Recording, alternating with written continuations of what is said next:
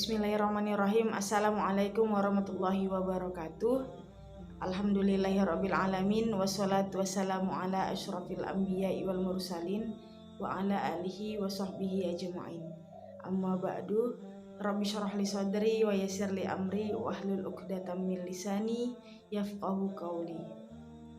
Baik, materi yang akan sampaikan pada pertemuan kali ini adalah mengenai Maulid Nabi. Hari ini adalah hari yang berbahagia. Di hari yang sama, tepatnya pada tanggal 12 Rabiul Awal tahun Gajah yang bertepatan 20 April 571 Masehi, telah lahir seorang tauladan budi pekerti yang sangat agung. Dialah Muhammad. Dialah Nabi Muhammad Shallallahu Alaihi Wasallam. Tiada henti kita lantunkan sholawat atas beliau, karena bahkan Allah dan malaikatnya saja selalu bersolawat untuk Rasulullah.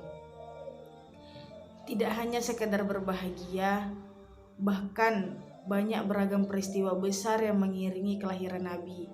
Sebut saja seperti hancurnya pasukan gajah, keluarnya cahaya yang menyinari istana-istana Syam pada kelahiran Rasulullah, lalu runtuhnya 14 balkon istana Kisra, padamnya api Majusi, serta runtuhnya gereja di Buhairah.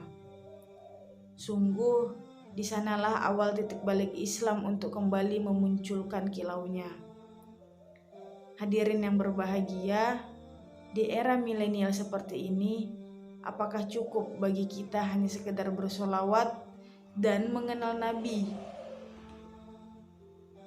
Tentu saja tidak. Bohong sekali rasanya jika kita mengaku sudah cinta kepada Nabi, sudah sayang kepada Nabi, namun kita tidak berusaha untuk meneladani perjuangan, akhlak, serta kepribadian ala Rasulullah. Padahal Allah saja sudah berfirman dalam surah Al-Qalam ayat 4, wa innaka la'a khuluqin azim, yang artinya sesungguhnya dia memiliki budi pekerti yang luhur atau yang agung.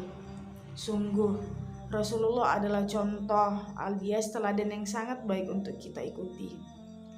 Maka dari itu, pada momentum yang berbahagia ini, marilah kita jadikan Maulid Nabi bukan hanya sekedar peringatan, bukan hanya sekedar perayaan, melainkan kesempatan untuk menumbuhkan kecintaan terhadap Rasulullah tentunya. Hadirin yang berbahagia, setidaknya ada beberapa langkah dan upaya yang dapat kita lakukan agar menumbuhkan rasa cinta terhadap Rasulullah. Yang pertama, kita sebagai pribadi dan keluarga mesti senantiasa bersolawat kepada Nabi, mendekatkan diri kepada Al-Quran, serta konsisten membaca sembari memetik hikmah dari kisah Rasulullah. Ya, tentunya ada banyak sekali kisah yang tertuang dalam sirah nabawiyah. Di sana kita bisa mengambil banyak sekali pelajaran, sekaligus bekal untuk meningkatkan kecintaan kepada Rasulullah tentunya. Yang kedua yang dapat kita lakukan adalah istiqomah melaksanakan sunnah Nabi Muhammad SAW, mulai dari hal kecil dan yang ringan saja. Ya, tentu itu harus kita lakukan. Kita tidak perlu mencari amalan yang susah-susah dan berat demi pahala. Soalnya Allah lebih suka dengan amalan yang ringan namun konsisten. Mau tahu contohnya? Pasti banyak ya kan. Misalnya rutin bersedekah, puasa Senin Kamis, dan masih banyak lagi. Adapun yang ketiga dan yang paling utama adalah memulai untuk mencintai dan menumbuhkan kecintaan terhadap Nabi Muhammad SAW dimulai dari diri kita sendiri. Iya, kita tidak boleh hanya sekedar menyuruh orang untuk bersolawat, sedangkan kitanya sendiri tidak mau.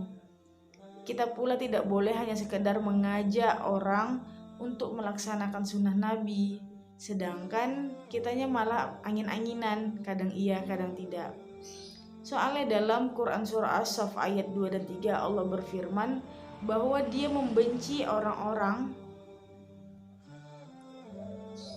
yang munafik ketika dia hanya menyuruh orang lain namun dia sendiri tidak melakukan. Baik, mungkin itu saja yang bisa saya sampaikan. Mohon maaf apabila ada kesalahan. Kepada Allah saya mohon ampun.